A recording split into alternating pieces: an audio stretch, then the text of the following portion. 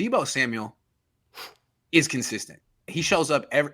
Seemed to me that there were two great offensive players on the field in this game: Deebo Samuel and AJ Brown. And it's hard to say which one was better. They were both. It was a privilege to watch them in person. I feel that way every week that I see Deebo Samuel play. I've never seen AJ Brown play in person. I said the Niners should have drafted AJ Brown instead of Deebo. They are both two of the better wide receivers I've ever seen play. So good for. Let's talk about Deebo. What do you see from him?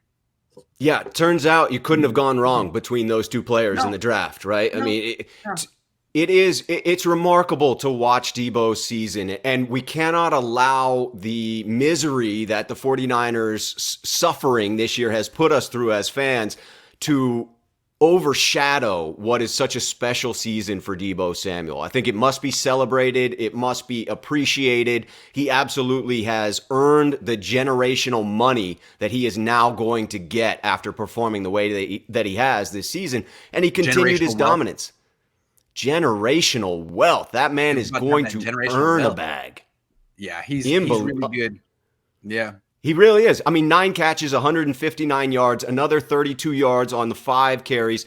It illustrates for me the point that within the league, with the way that the rules are structured, a highly dominant offensive player has a distinct advantage, right? Deebo was unstoppable in that game. A.J. Brown was unstoppable in that game. I'm not taking away from my criticism of the defense when I say this, but I think it's important to recognize that special players make special plays, and therefore it's not quite as atrocious that the 49ers were incapable of stopping A.J. Brown, because he really is a special guy.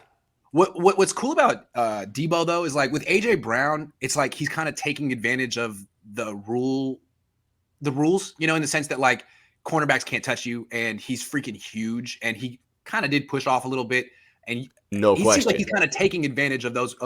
Deebo just runs through tackles. Like there's no rules that are helping him when he catches a ball 10 yards past the line of scrimmage on the final drive and runs for 56 yards. Like everyone's giving Jimmy Garoppolo credit for that last drive. Dude, it was a 10-yard pass. Deebo ran for 56 yards. Yeah, it was a nice pass, but like Deebo is the one that when the Niners have big plays, Deebo doing stuff like that. And then on the final play of the game, instead of throwing a Hail Mary with Trey Lance, they just threw a screen to Deebo. And I don't know about you, but when he got the ball saying, this might work.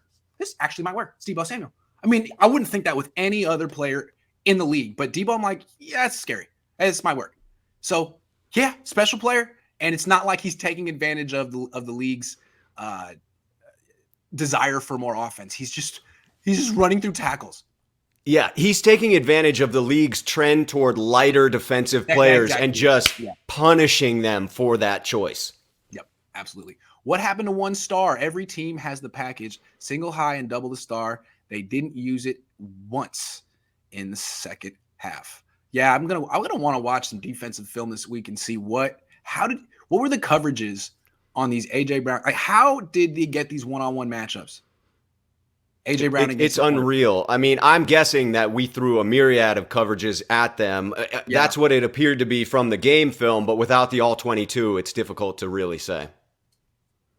Eugene says when Jimmy messes up, Kyle takes the ball out of his hands for a few plays, and then on a passing down, Jimmy loses confidence and takes unnecessary sacks. The dynamic between those two is unforgettable. Yeah, I mean, it's true. It's a very forced marriage, but they keep the relationship going, for the kids. They do. It's an abusive relationship for all of us, and yet it just continues to persist. It's like not complimentary. We're like, just get divorced. It's fine. We'll be okay. We will be fine. This is unhealthy. Just break it off at this point. Just end it. Please. These things compound on each other, right? Jimmy makes the mistake. Kyle pulls back from him. That damages Jimmy's confidence. Then he goes back to Jimmy, and Jimmy makes another mistake. I think that it is the dynamic plays off each other.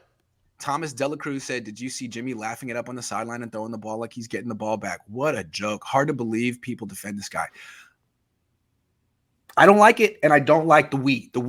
I don't speak French after those losses. I want English. Plain. I love that, Silverado Kev. Yeah, I mean, look, if the defense had held and the Niners had won that game, everyone would be loving Jimmy Garoppolo right now. I already know they'd be like, you know what? He's clutch. I don't care. Yep. I don't care what he did for 4. He's clutch. So just remember, there's a lot of emotion in football. Like they lost. There is, 3. and I think that's the key here is yeah. you do have to recognize what's so maddening about Jimmy is it's the dichotomy of it. It is the idea that he can be so good to start, but then can be so bad in moments. And so to me, it just becomes the easier narrative to say that he's bad. The more complete and nuanced answer is he's wildly inconsistent, and that's why it's so frustrating. Yeah, but fuck nuance. Sorry. Let's talk. Sorry.